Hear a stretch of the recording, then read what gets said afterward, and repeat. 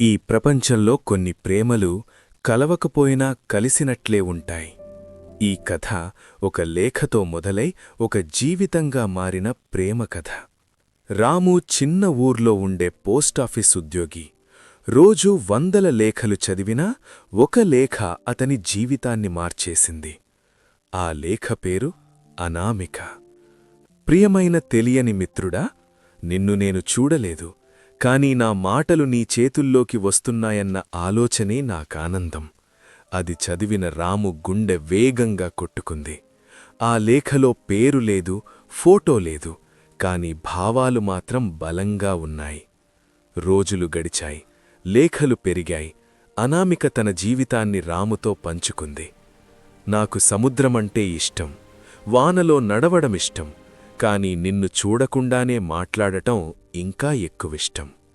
రాము కూడా లేఖలు రాయడం మొదలుపెట్టాడు. చూపులు లేని ప్రేమ మాటలతో పెరిగింది. ఒకరోజు అనామిక రాసింది, ఈ ఆదివారం సముద్రతీరంలో కలుద్దామా? నేను నీలిచీరలో ఉంటాను. రాము జీవితంలో మొదటిసారి ప్రేమను చూడబోతున్నాడు. ఆ రోజుకోసం రాత్రంతా నిద్రపోలేదు. రాము సముద్రతీరానికి వెళ్లాడు. నీలిచీర వేసుకున్న అమ్మాయిని వెతికాడు. ఒక్కరూ రాలేదు. సాయంత్రమయ్యింది, రాత్రయ్యింది. అనామిక రాలేదు.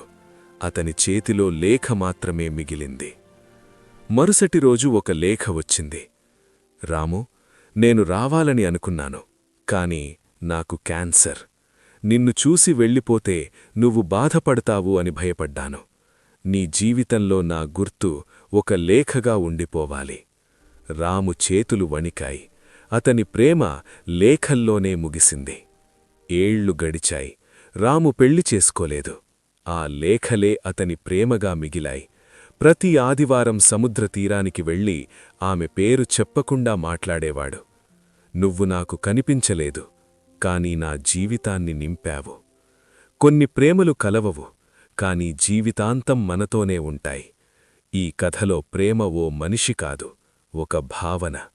మీ జీవితంలో కూడా లేఖలా మిగిలిపోయిన ప్రేమ ఉందా? ఈ కథ నచ్చితే లైక్ చేయండి. ఇలాంటి ప్రేమ కథలు కావాలంటే సబ్స్క్రైబ్ చేయండి.